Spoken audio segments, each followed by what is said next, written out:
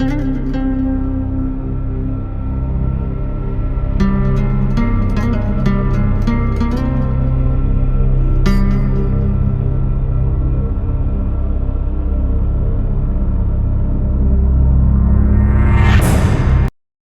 mapagpalang araw mga kalingap mga kababayan, ano? At nandito tayo sa barangay Gugun at dadalawin natin itong sila Nanay Teresa para malaman natin yung at ipa-estimate na rin natin yung kanilang CR kung kakayanin, ano? At alamin ko rin yung gamit ni Casey. Kaya mga kalingap mga kababayan, tara samahan nyo kami sa pagbisita dito sa isa sa ating napakubuan na sila Nanay Teresa. And let's go.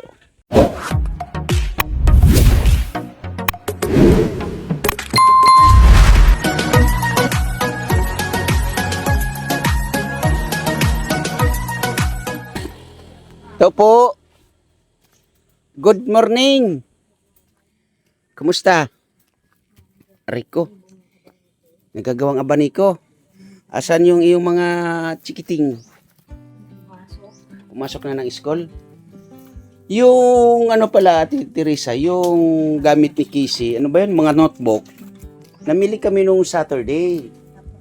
Ang problema, sa dami nila, hindi ko na maalaala yung kay Casey. Pero ang alam ko doon sa video, pinakuha ko na yun. Pinatabi ko na talaga as in. 10 piraso, di ba? Na assorted. So, may notebook ba si Casey sa ngayon? Mayroon. Anim. Ano yun? Mga brand new? Ano ba? Hindi naman. Yung iba, brand new. Ang iba hindi. Ang iba brand new. So, nakakaya kay Casey. Nakakawa, no? So, kumusta kayo dito? Okay naman. Si Jan Peter, kumusta ka Jan? Okay. Okay lang? So, galmusal ka na? Hindi pa. Ayaw mo mag-aral na talaga? Ayaw mo na? So, ito po mga kalingap mga kababayan. Isa sa ating vlog dito, no? Na original ay scout ito ni si Andrino. Pero sa kadahilan na may mga naging sponsor sa bahay na to, ulitin ko ay napaayos. Hindi man ganun kaganda, pero as in makikita ninyo na maayos na, no? So, ano na lang Ate Teresa, no? Pasensya na uli dahil doon sa notebook. Inahanap ko talaga nung pag-uwian ng mga estudyante, nung gabi na yon, inahanap ko.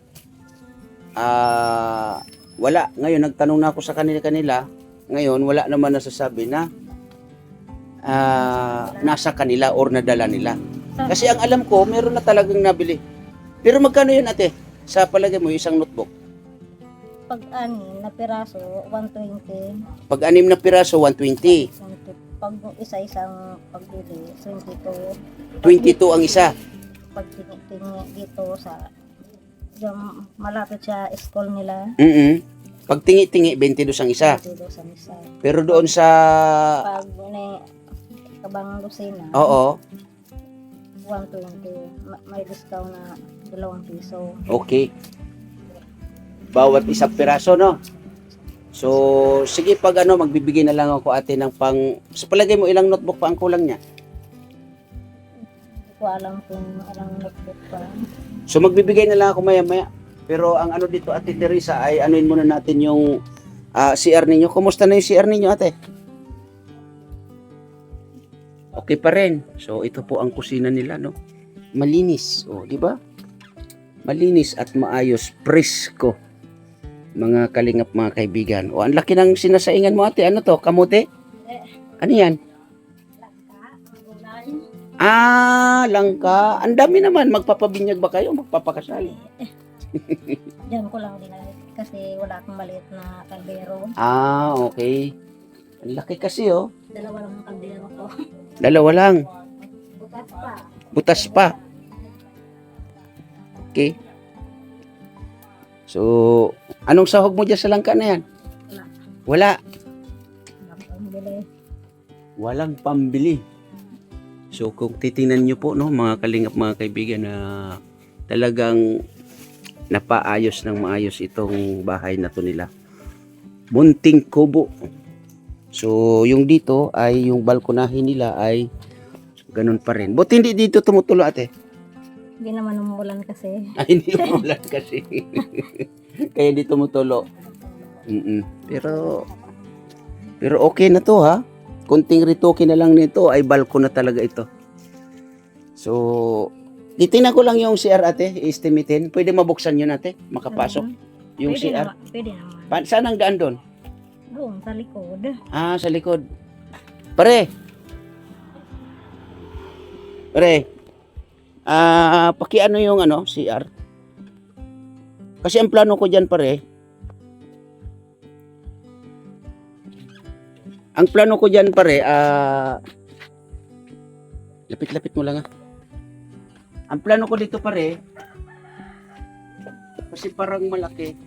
Sunod mo dito, Di. Malaki yan, malaki. Ito. Dito pala ang daan pare.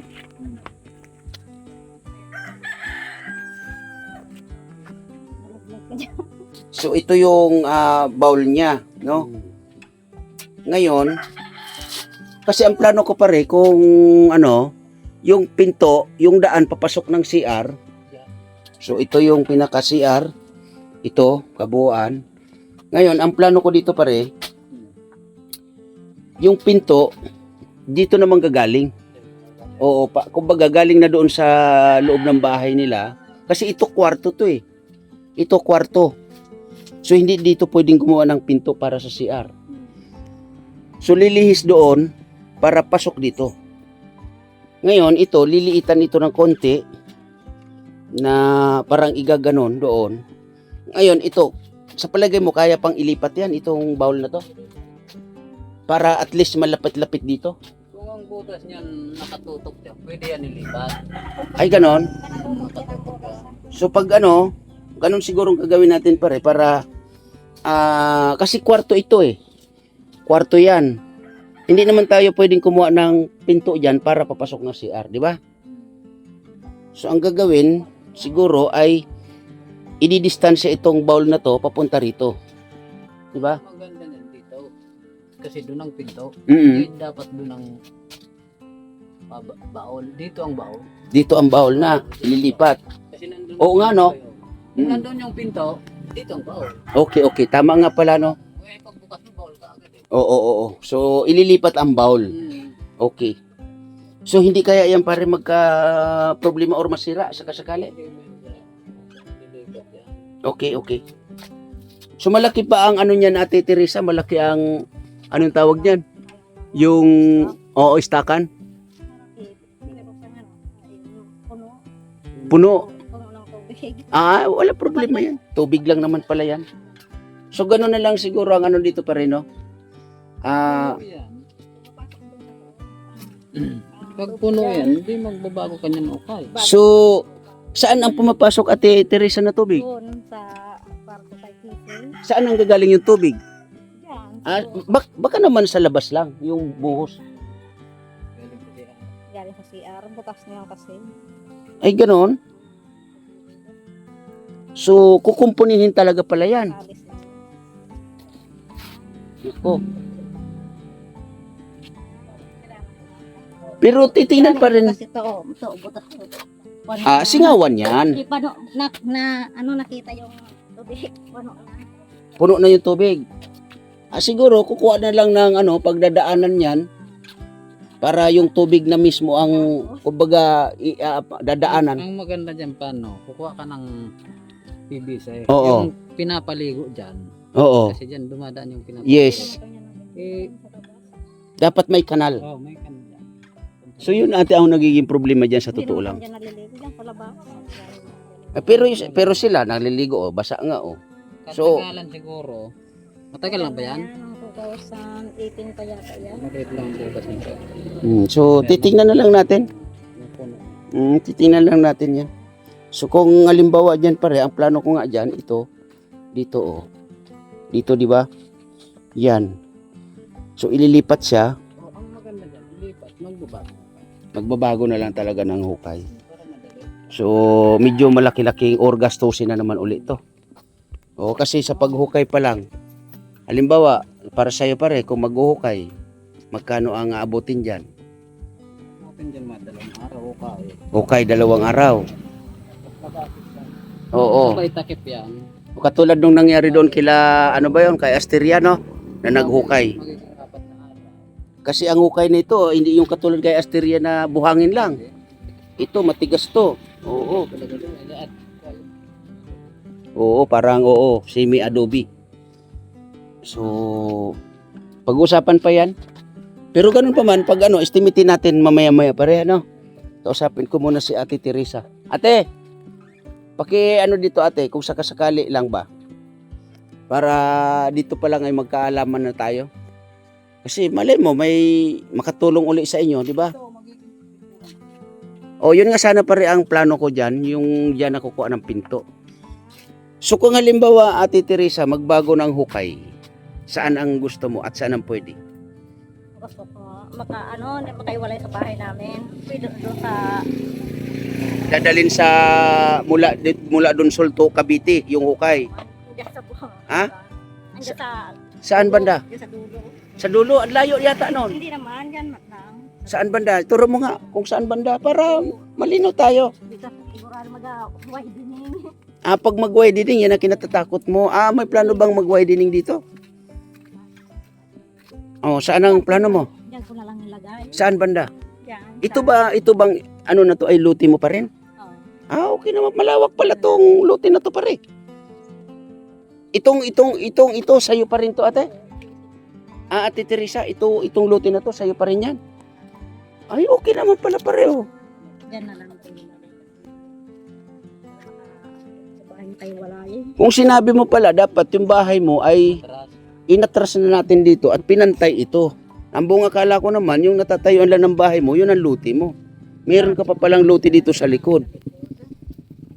Buhatin natin yung bahay mo uli. Pwede naman. Ilipat natin dito. Pero, ang pala dito ay luti mo pa pala itong nasa likod. So sa ngayon, saan ang plano mo na CR gawin? Sa plano mo? Diyan na lang. Tatanong. Saan banda? Diyan gusto kong daan. Kung saan ang gusto nila. Dito, ayan ako nila dito sa tabi. Kasi pangit naman ate na malayo ang CR sa bahay. Mas maganda kasi ang CR nasa bahay or gilid ng bahay ninyo mismo para in case na gagamitin magsi-CR kayo. Lalabas lang kayo, papasok na ng CR. Kaysa naman malayo yung CR ninyo. Diyan palagay natin, diyan kamo yung CR ninyo, tapos ito yung bahay ninyo. So maglalakad pa kayo. Paano pag hating gabi? Madaling araw. Di ba? Tanong kung gusto nila diyan sa dito. Kasi ang inaano natin dito yung safety ng mga bata, lalo na ninyo. Yung safety ba? Mali ninyo, naglakad kayo dyan na papunta sa CR, medyo may alanganin tao, abay, mahirap yun. Pero pag-isipan nyo pa rin, ito naman ay update lang naman sa inyo. Kasi, siyempre, gastusin din yan. Kaya, kayo pa rin yung masusunod kung gusto nyo yung CR or hindi, okay lang naman yan. Pero, pag dito kaya, pumapasok doon sa loob. pumapasok ang tubig sa loob. Saan kaya dito? Lalagay na, hindi na pwede maglagay ng upa. Luti mo na. Ha? Dito? Hanggang dito ang luti mo. Diyan lang. Yun pala yung luti mo rito. Malaki-laki naman pala to. Malapad-lapad pa pala. So, okay naman pala. Maganda pala yung ng luti mo dito. May signal ba dito ang SIM card? Meron yan. Hindi naman pala Malawak ko pala yung niya dito, luti. Pag nasira ang bahay ko, dito na ako. Pag nasira uli ang bahay mo, Diyan na lang ako. dapat noon pa sinabi mo na pala. Oo. Tingnan ko na siya. Tingnan mo pare ang CR.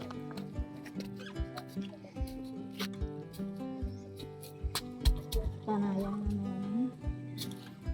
Direkta yan dyan. Naka-direct yung Puso Negro niya. Yung imbakan, naka-direct. Maraming mahirap pag nasira na yan.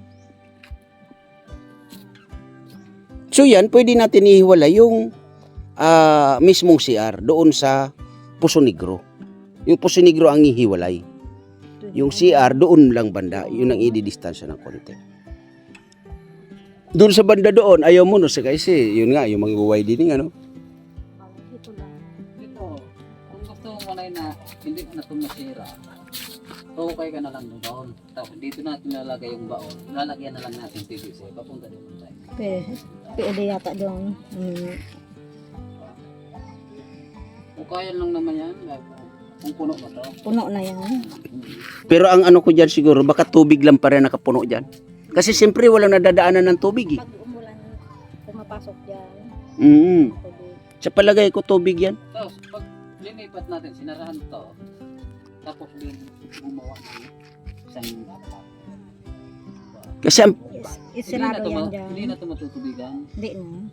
kasi ang pinakaano ko naman dyan, parang para hindi naman gaano mahirapan, kukuha ng PVC, kung may drainage ba dyan? Sa ano na yan? Walang drainage dyan? Ah, ganon. Nakailan din ang tubig. Dyan, Dito, sa dinding. Isa pa yan. Isa pa. Ganito yan. Tapos, Ililipat talaga yung baon na yan. Oo, ililipat talaga yung bowl. Pero hindi pa naman nagbabara. Yung bowl. Oh, hindi pa naman pala. So, ganun lang pag ano, yun lang muna. Pansamantala.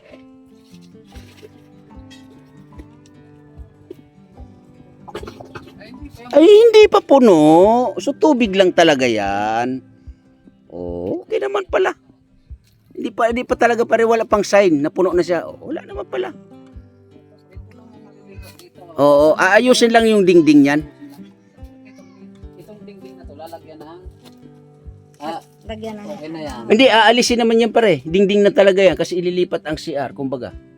O, aalisin. Oo, alisin yan, babaguhin yan. Ngayon, ang gagawin yata dyan, di ko pa alam no, ay yung ano yung pare, yung hollow blocks na.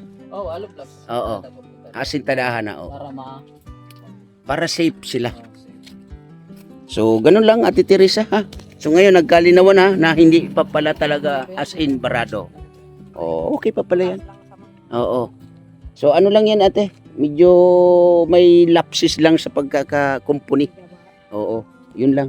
Ito naman, kaya pinapasok yan pag umuulan. Kasi mataas yun. Yung Mataas. Oh, unang-una, mataas yun. Kanalan yun na malalim. Para Yan. Kakanalan talaga. Huhukayan to ng malalim. Okay, okay. Kasi malalim yung kanilang flooring eh. flooring. Kailangan yung hukay dito is mas malalim Sa flooring. sa flooring. Yun. Matigas ito. Kuha tayo ng ano ba yung pare yung panghukay? Piko. Hindi, yung bako.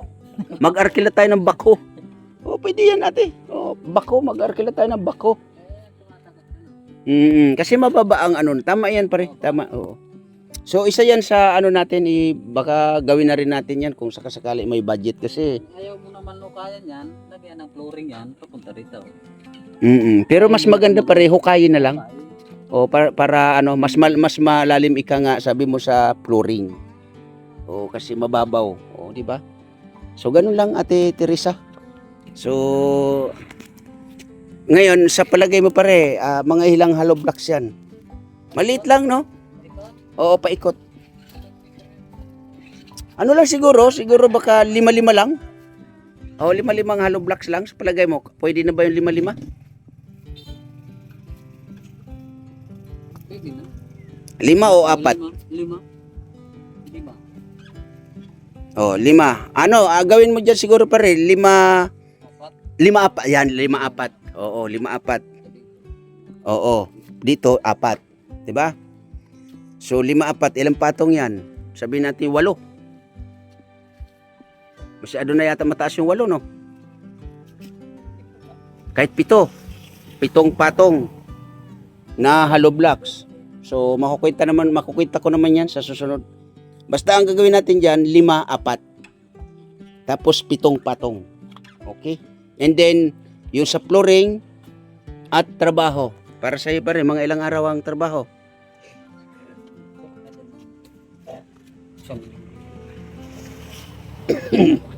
Kasi ano lang naman yan eh. Yung paikot lang naman, di ba? Paikot. Oo. Ano lang siguro yung bubong, parang ganyan na lang muna yung bubong. Oo, simpleng ano lang. May yero naman doon na luma. So gano'n na lang. Pag ano na lang natin sa susunod, no? Para Tama na lang yan ang trabaho. oo, malaman na lang natin yan sa trabaho pag kumpleto ng materyales. Oo, sige. Hindi mahirap mag-estimate. Oo, yan. Isa rin yan. Mahirap mag-estimate na wala pang ano. So, ganun lang, Ate Teresa. Mag-ano na lang ako sa'yo nung para sa notebook ni Casey. Oo, kasi yun nga, pasensya na napag-iwanan nga or hindi na, di ko alam kung saan napunta talaga yung para sa bata. Magbigay na lang ako sa'yo ng siguro 300.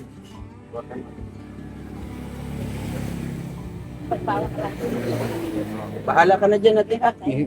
Kasi medyo ano na tayo ngayon sa budget dahil maraming estudyante sila. Okay? So ikaw nang bahala diyan kung may kulang si Casey sa kasi ang ano no, ang sinabi mo naman notebook lang, di ba?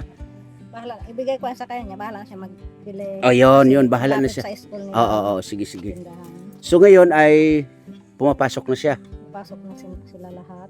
Ilan ba mag-aaral mo sa ngayon? 3. Abay, May marami-rami grade 10, si Casey grade 10 na ngayon.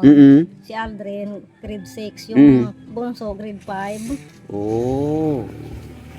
So, Bunso. sa ngayon, Ate Teresa, ano yung pinagkakabalahan mo para matustusan itong mga bata na to, lalong-lalo sa pag-aaral? Minsan nakipaglabada. Mm-mm. Minsan wala. Kaya hindi man pwede akong umalis dito katulong. Mayroon akong binabantayan. Oo nga. Hindi ka pwedeng mag-focus sa labas na bilang isang manggagawa o magtatrabaho sa labas, ano? Gusto ko sana. Pero wala akong magagawa. Pero si ano ba pangalan nun, yung isang anak mo? Si Melissa, Kumusta naman siya sa ngayon? trabaho sa Legazpi, okay naman. Okay naman siya. So, Sabi, ganun lang. ate nga, bigyan sabi niya, Casey, pahingi kaming pangbili ng notebook. Si ate niyang bumigay. At baka bag, yan lang. Okay. So, pasensya na ate kasi nga ay hindi ko masyado napukusan ito dahil yun nga, sa dami na rin. No? At ito nga si Casey ay hindi ko gaano napupuntahan dito. So, ganun lang Ate Teresa. Hintay-hintay lang dyan sa ng CR ninyo. At siguro ay magkakaroon dito ng house blessing muna. Bago yung sa CR, ha? Kasi yung sa CR na yan ay medyo budget yan. Nangailangan tayo ng budget yan. At kailangan pa namin pag-usap-usapan yan. Ano? So, ganun lang Ate Teresa. May papayo ko lang, no? Bilang isang single mom na may anak na nag-aaral pa sa ngayon at may inaalaga na isang PWD sa katauhan ni John Peter. Tiyaga lang ate. Ang mahalaga dyan ay maganda at maayos ang kalusugan. No? Yun lang ang importante at ipagdasal po ninyo lagi sa mahal na Panginoon. Ha? Tiyaga lang sa mga bata. Konting pagpapayo na sana ipagpatuloy nila ang pag-aaral kasi nga itong si Casey, ang plano nito ay makatapos lang ng grade 12. Grade 12 katulad ni Melissa na grade 12 ang inabot. So kung ano yung kaya, doon lang. Yan lang. So ganun lang Ate Teresa. Hintay-hintay lang kung ano pa ang muling darating sa inyo dito, ha? Okay. So yun po no, na bisita natin si Nanay Teresa, no? At nakuha na natin ng konting paliwanag about doon sa CR. At siyempre, nabigyan din natin si Casey ng para sa notebook niya, no? At ayun nga, humingi din ako ng pasensya kasi nga hindi ito napukusan itong si Casey na hindi nasali doon sa pamimili ng mga gamit sa kanilang school. Pero ganun pa man, ay nakapagbigay pa rin tayo ng kahit konting para doon sa kanyang notebook daw na disin sana ay nadala ko pero sa kadahilanan na yung time na namili ay hindi ko na naasikaso, no? Kasi sa dami nga nila. Kaya maraming salamat sa mga nagiging kaagapay katuwang natin sa paglingap dito sa Donsol at lalong-lalo na doon sa ating programang school supplies ng mga estudyanteng ating inaantabayanan dito sa Donsol. Kaya muli, hindi ko na po kayo maisa-isa, no? Maraming salamat po lalong-lalo sa mga dito sa aking premiere sa gabing ito. Muli, maraming salamat sa inyong suporta at sa inyong panonood, lalong-lalo na sa mga nagiging kaagapay, katuwang ko rin sa paglingap dito sa Donsol. Maraming salamat and God bless sa lahat. Bye-bye. Ingat tayo parati.